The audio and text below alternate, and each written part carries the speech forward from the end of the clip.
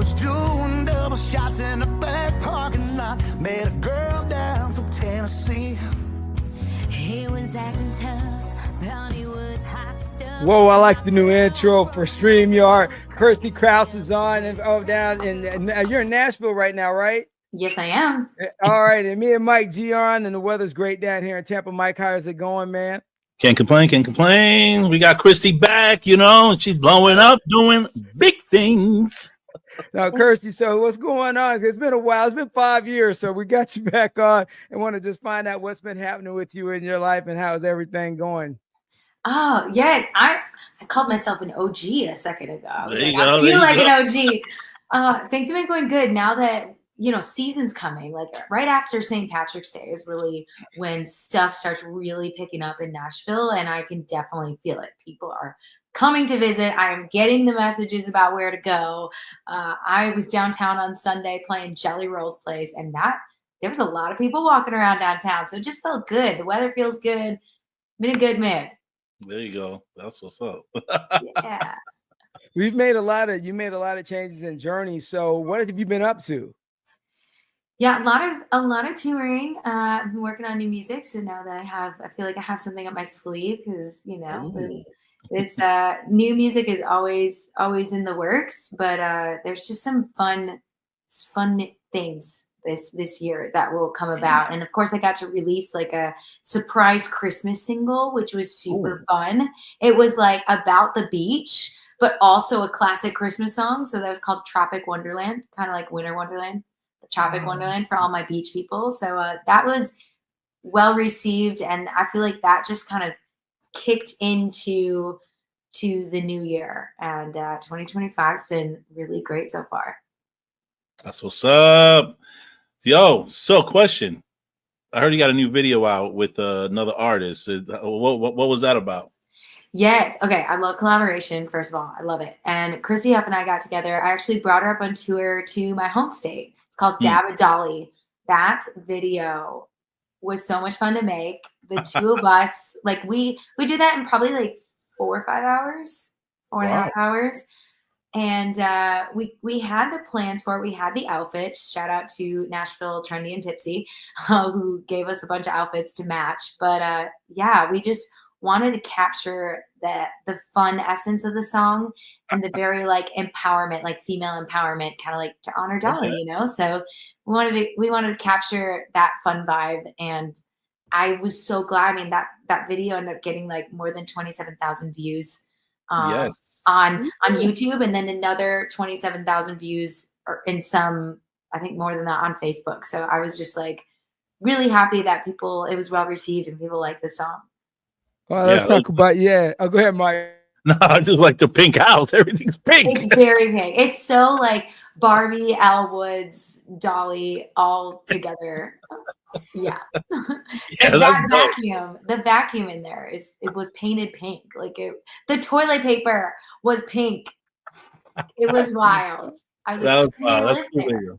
That's cool. Hey, you've been up for a lot of awards and stuff. So tell me about that. I saw a list of awards. You've been nominated a lot. How's that feel since I first met you? Oh my gosh. Well, one of my first awards was from you. So I love that. So that got my mantle started.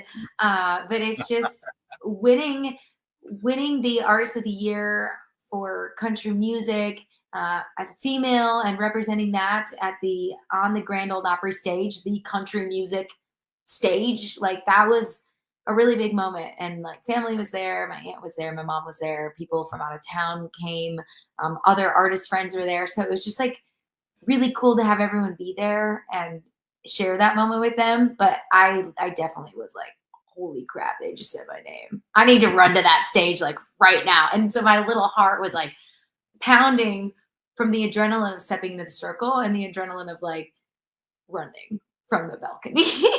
But it was awesome. It was a wonderful moment. I will never forget that. That's what's up. That's what's up. Man, I see this. You got naughty videos. So from then, so I don't know if you guys ever seen her. Well, Chris has been here in the beginning when we started this. We've been doing this for a while.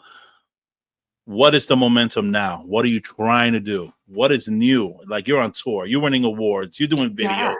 Boom. What's going on? Like, You ever think of like mixing anything with rock or anything like that, or are you going, or is your new album going to be newer, crazier? Like, are you just? Yeah, I like this question because I definitely like collaborations have been. I mean, I'm about to release like 6 collaboration is out there, Largo, and like I love the element of collaboration because I'm really big on the production side. I'm like I literally eat, breathe, sleep, do music. Like my hobbies include music. So like I love when I work with somebody else, I can take their palette and who they are as an artist and mix ours together. So I can like bend the rules a little bit as far as here's my lane, but like when we come together, what does the lane look like as far as palettes of music? So I've been really loving that. I'm also, as far as new, I'm focusing a lot on hosting things. I'm having a really fun time hosting things in person, like events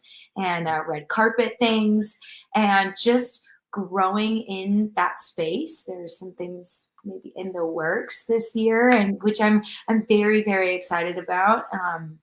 So a lot of the big events coming up here in Nashville, I'll be doing some fun hosting stuff around, and I'm all for that role. For some reason, since I was a little girl, I always said I want to get paid to sing and talk to people.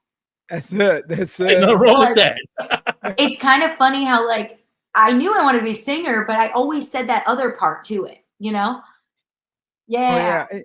Yeah, I just did a red carpet, and it is a blast to get out there and just be around people and watch that dynamic when I was down in Fort Lauderdale. So, you've done a lot of collaborations, and, you've been playing your guitar, but now I saw you at the Strawberry Festival. Yeah, you had a great time. You were collaborating at the time. What was the other singer you were collaborating with at the Strawberry Festival in Plant City? Yeah, I brought a couple singers there. So I had Brady Lee one year, and then I had Crystal King. That's a couple years, yes. Brought them to the Strawberry Festival, and they just got a super big kick out of being there as well and getting invited. And we got to just like, of course, eat the strawberry shortcake and walk around and do the Ferris wheel and all the things. We were like little kids.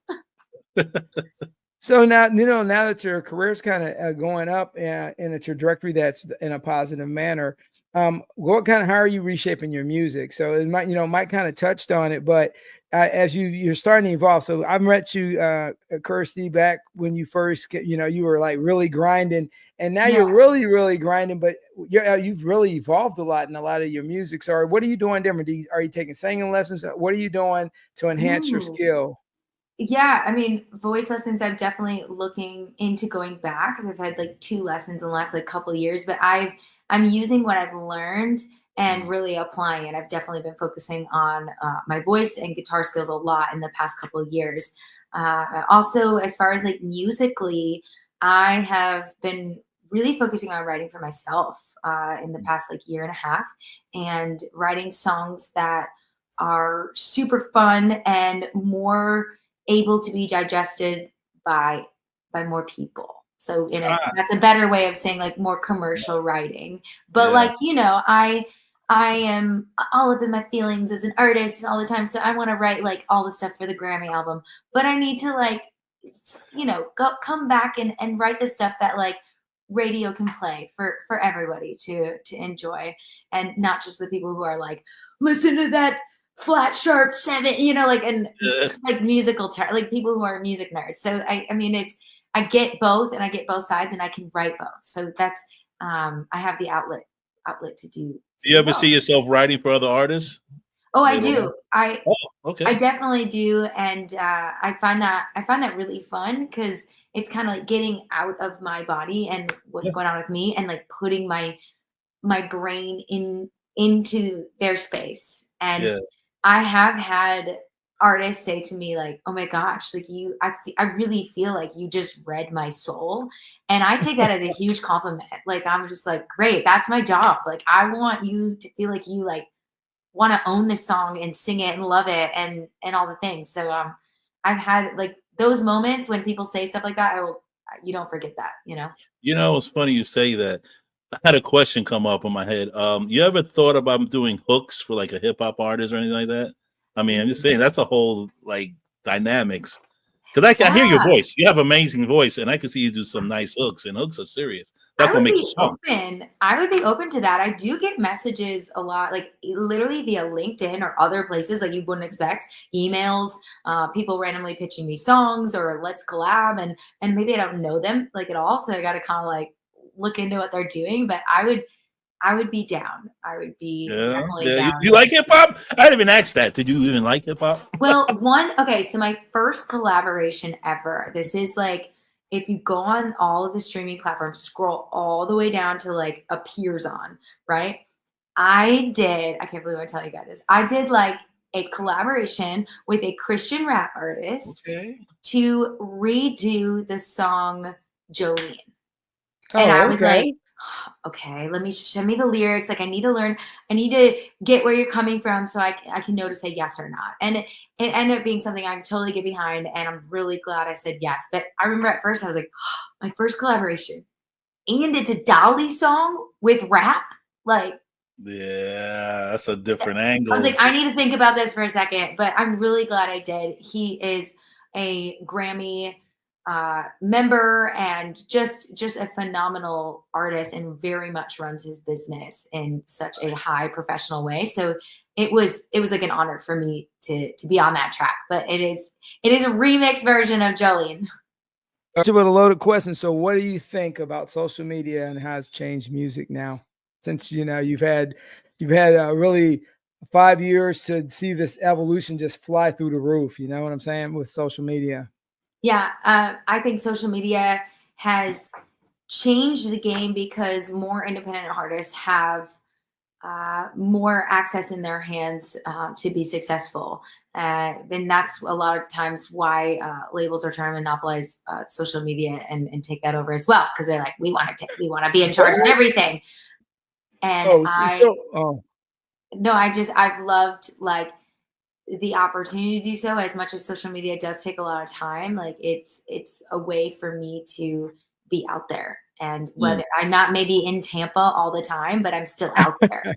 Yeah. So, but here's a question I got then is as you look at that, how do you guys get on? Because you traditionally you had to get on the radio to get known, so you have the social media now because a lot of artists just put something out there and they put a hook out there, like Mike's saying, and next thing you know, everybody's listening to it.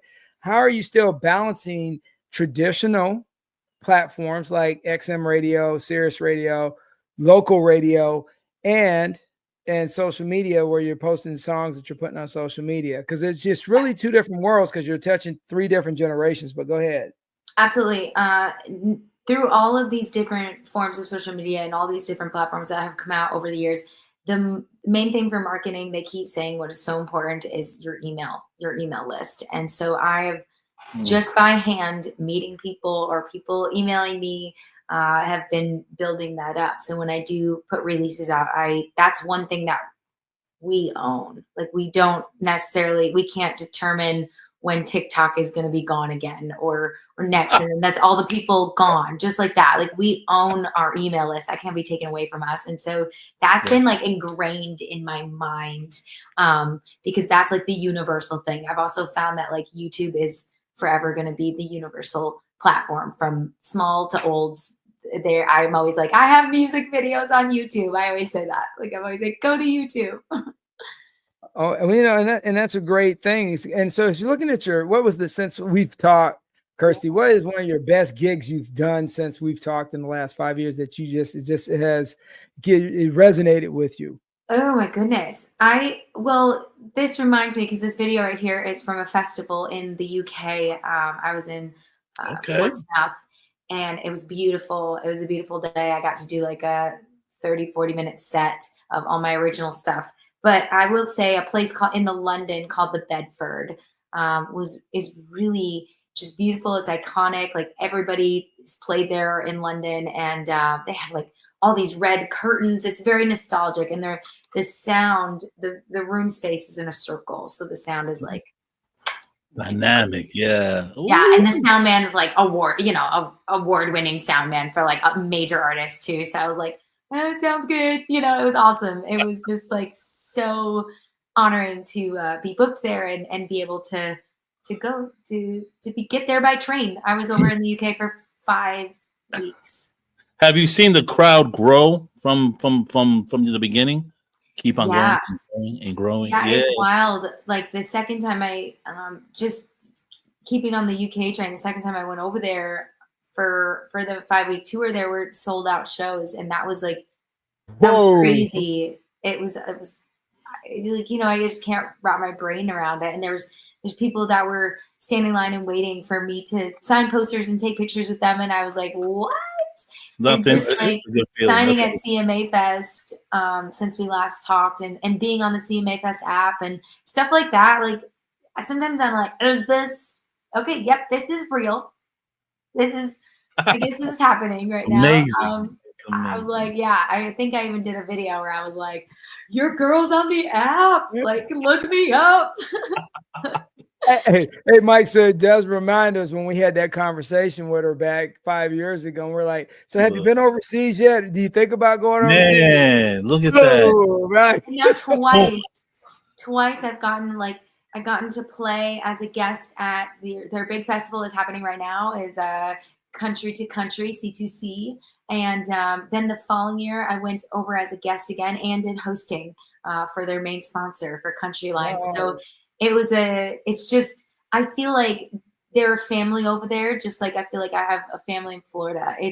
I know all of the brands, and they're very supportive. And I feel like when I'm over there, I'm not across the world. Like I feel safe and loved, and we're like a community. So it's been crazy awesome, the growth of just like getting to know people over there. So do you have a problem getting your equipment back and forth? Because that's one of the we were talking to some artists earlier, me and Mike were the Stetsons, and they had the biggest problem with them was that when they had to move their equipment with them when they went to sing their guitars or whatever, worrying about something getting broken and all that. So does that either cross your mind as you're jumping across the pond there, going to the old world from the new world? Yes. To take this guitar and to take a guitar, I had to get a very, very special. Here we go. We got it exclusive. Mobile. Let's do this. Do you see that thing in the corner? Yeah. That tan, massive case that's about this high. They thought I was carrying military equipment. Wow. Like a personnel came up to me and was like, hey, what's that? And I was like, it's just my guitar, but like carrying my guitar over there and merch and all the things, like, and my suitcase and my like computer bag, and going from city to city on all these trains. I'm not gonna lie to you, like it wasn't glamorous. Like that's there was one time I like purposely sat in first class of a train. Ooh. And the lady came up to me and she was like, what are you know, like, why are you here? And I was like, oh, my bad. You don't know who I am? I'm trying to get some room, you know, like. I'm telling you, and it's hey. So, Mike, what you got before Kirstie plays her first song, man? Nah, man, Kirstie, man, guys, this is exciting for us. We're all smiles because we've seen Kirstie start. You know, she was momentoing, and now she's in the middle of just doing a thing. You know, and I'm very proud of you, And let's keep it going. Like, woo, we got all some. Right. She said, all right, let's do it. I'm ready. Yeah, this one's really fun. It is called Don't Tempt Me with a Good Time. Hey. And I got to play it last night at the Women of Country event. So it was just for my first time. So you guys are hearing it for the second time ever. Here we go. Premiere, world premiere.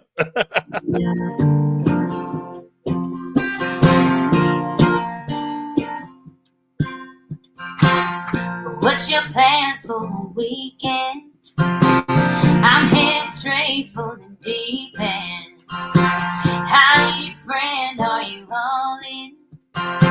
Let's start somewhere and see where it ends. So tell me, what do you say? Don't tell me with a good time. Boys down any day or night. Anywhere is alright. You know I'm the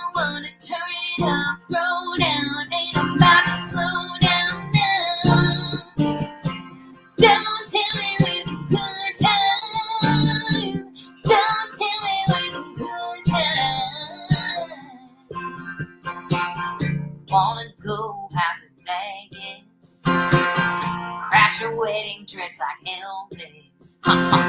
We do it right, we might get famous. Just having fun, no one can blame us. So tell me, what do you say? Don't tell me with a good time. I'm always down any day or night. Anywhere is alright. You know I'm the one to turn it up, go down, and I'm about to slow down now. So don't tell me with a good time. Don't tell me with a good time. Good time, good time. Oh yeah, good time, good time. Good time. World premiere. That's good, exclusive. Hey, girl, that was on point. That was good. on You know what's point. funny? It doesn't sound like country now. Now it sounds a little more, you've taken another angle. Very nice. Yeah. Thank you. Thank If you know about music, you know about music. So it's like, okay, it's a little off the country thing, but now it's a little soft rock and, Right. Radio, contemporary type of level, it's dope. Awesome. Yeah, it's rock and country, bluesy. It does have other elements in there, and like Mhm. with David Dolly and having that be a Dolly celebration song, I definitely wanted to throw it back into her like 9 to 5 days, Two Doors Down, like those type of songs, and have that older Dolly essence to it.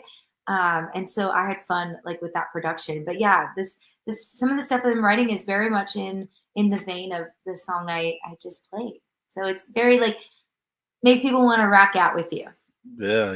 That's hot. I liked it. Good. Yeah. It's different. It's different. I like all your music, but that's different. Now I can see you progressing to another level of things. You know what I'm saying? Okay, awesome. Well, glad I picked that song today. All right. So as you now look at everything that you've done in the 5 years, what part of you do you think you've evolved as a person, as personally or professionally? What do you and it's a hard question, so you may have to take a pause to think about it. But that since 5 years, what do you see? What do you see that you've changed? Because you've had to do some self-reflecting, right? For sure. I think I have less stress and less freakouts, and that's definitely like having more Jesus and God in my life. That helps.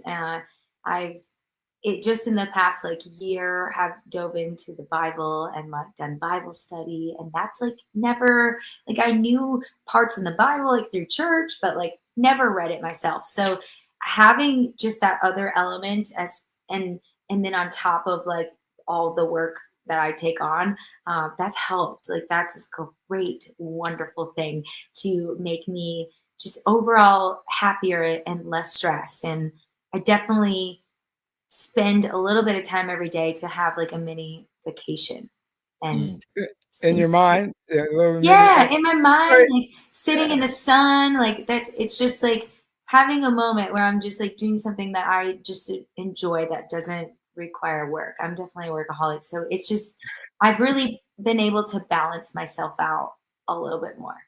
So what techniques are you using? Are you working out? Are you doing yoga? Or are you because the thing is you got to have a hobby. So I know music's your life, Yeah. but at some point you kind of have to separate yourself a little bit to revitalize who you are. So how do you kind of balance that?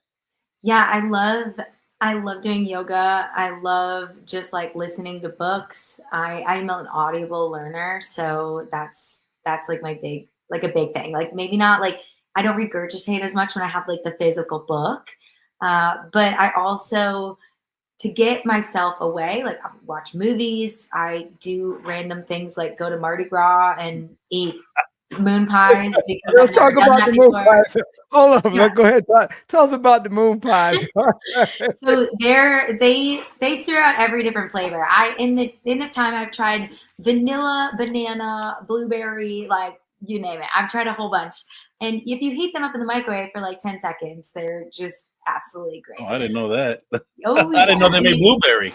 They blow up like marshmallow is kind of in Yeah. it, so it kind of just blows up, and then they taste really really good.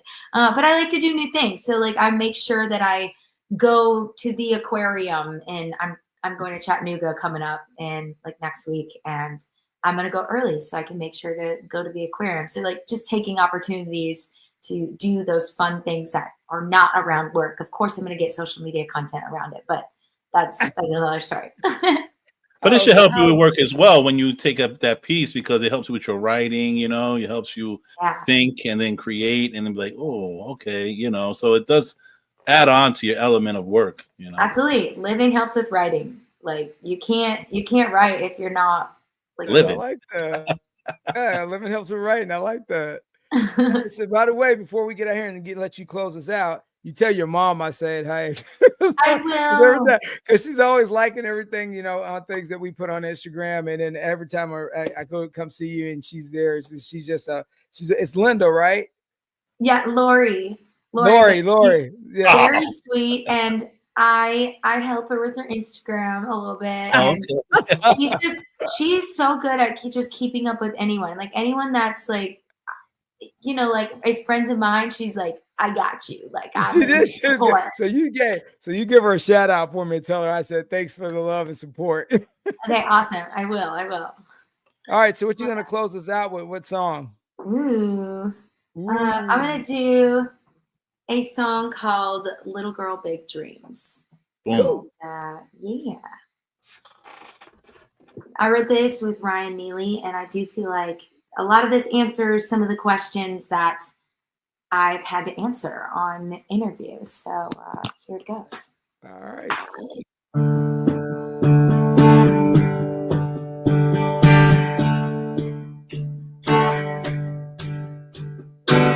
Ever since I was 2 years old, I was singing on the microphone, standing up on picnic tables like I was in the Ivory Circle.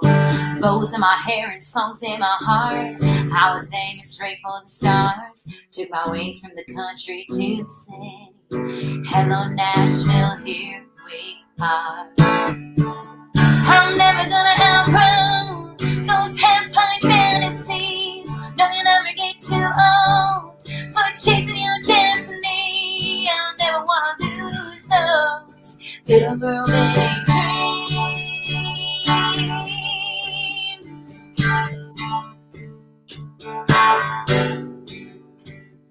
Seen it in my teen, I planted the seeds. The more I listen, the more I believe I could be someone on the radio, giving other little girls hope to hold on to their dreams, never let go. I'm never gonna outgrow those half-pint fantasies. No, you'll never get too old for chasing your destiny. I'll never wanna lose those little girl big dreams. Big dreams. Yeah.